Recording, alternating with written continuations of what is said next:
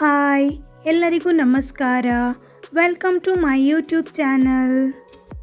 ಇವತ್ತು ನನ್ನ ಅತ್ತೆ ಮಾಡಿರುವಂತಹ ಕೆಸುವಿನ ಸೊಪ್ಪಿನ ಪತ್ರೊಡೆಯನ್ನು ನಾನು ನಿಮಗೆ ತೋರಿಸಿಕೊಡ್ತಾ ಇದ್ದೇನೆ.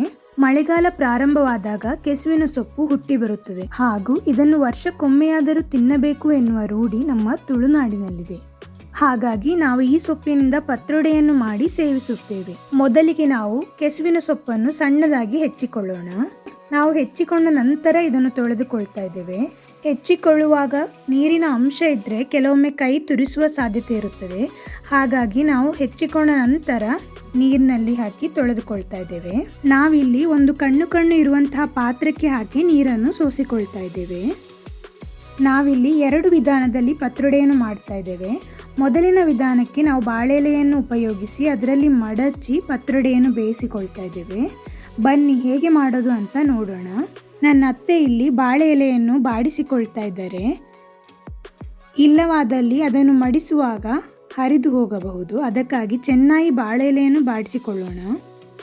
ಇದಕ್ಕೆ ಬೇಕಾಗುವ ಸಾಮಗ್ರಿಗಳು ಈ ರೀತಿಯಾಗಿವೆ: ದೋಸೆ ಅಕ್ಕಿ, ತೆಂಗಿನ ತುರಿ, ಕೊತ್ತಂಬರಿ, ಒಣಮೆಣಸು, ಜೀರಿಗೆ, ಹುಣಸೆ ಹುಳಿ.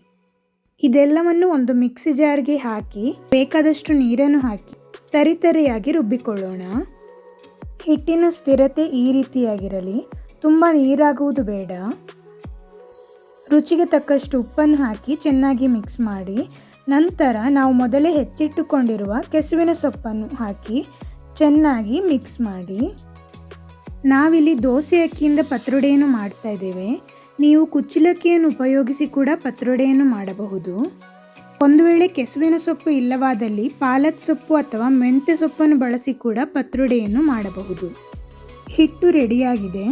ಈಗ ಬಾಳೆ ಎಲೆಯಲ್ಲಿ ಇದನ್ನು ಹರಡಿಕೊಂಡು ಬಾಳೆ ಎಲೆಯನ್ನು ಈ ರೀತಿಯಾಗಿ ಮಡಚಿಕೊಳ್ಳೋಣ. ಹೀಗೆ ಉಳಿದೆಲ್ಲ ಹಿಟ್ಟನ್ನು ಬಾಳೆ ಎಲೆಯಲ್ಲಿ ಹರಡಿ ಮಡಚಿಕೊಂಡು ಹಬೆಯಲ್ಲಿ ಬೇಯಿಸಿಕೊಳ್ಳಬೇಕು. ನಾವಿಲ್ಲಿ ಅಸ್ತ್ರವಲೆಯಲ್ಲಿ ಬೇಯಿಸಿಕೊಳ್ತಾ ಇದ್ದೇವೆ. ನೀವು ಗ್ಯಾಸ್ ಸ್ಟವ್ನಲ್ಲಿ ಕೂಡ ಬೇಯಿಸಿಕೊಳ್ಳಬಹುದು. ಸಾಧಾರಣ 40 ನಿಮಿಷ ಬೇಕಾಗ್ತದೆ ಇದು ಬೇಯಲು.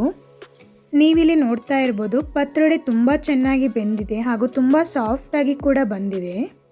ಇದನ್ನು ಎಣ್ಣೆಯೊಂದಿಗೆ ಹಾಗೆ ಕೂಡ ತಿನ್ನಬಹುದು ಅಥವಾ ಕಾಯಿ ಬೆಲ್ಲ ಹಾಕಿ ಒಗ್ಗರಣೆ ಮಾಡಿ ಕೂಡ ತಿನ್ನಬಹುದು. ನಾವಿಲ್ಲಿ ಒಗ್ಗರಣೆ ಮಾಡ್ತಾ ಇದ್ದೇವೆ. ಒಗ್ಗರಣೆಗೆ ಸಾಸಿವೆ, ಉದ್ದಿನಬೇಳೆ, ಒಣಮೆಣಸು ಹಾಕಿ ಸಾಸಿವೆ ಸಿಡಿದ ನಂತರ ಕರಿಬೇವನ್ನು ಹಾಕ್ತಾ ಇದ್ದೇವೆ.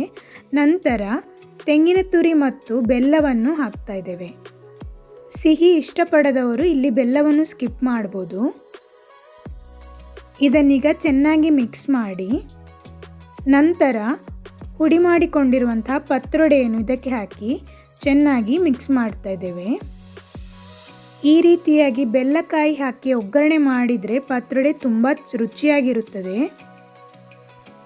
ನಿಮಗೆ ಯಾವ ರೀತಿ ಇಷ್ಟವಾಗುತ್ತದೆ ಆ ರೀತಿಯಾಗಿ ಇದನ್ನು ಒಗ್ಗರಣೆ ಮಾಡಿ ತಿನ್ನಬಹುದು. ಇನ್ನೊಂದು ವಿಧಾನದಲ್ಲಿ ಪತ್ರೊಡೆ ತವಾ ಫ್ರೈಯನ್ನು ಹೇಗೆ ಮಾಡೋದು ಅಂತ ನೋಡೋಣ.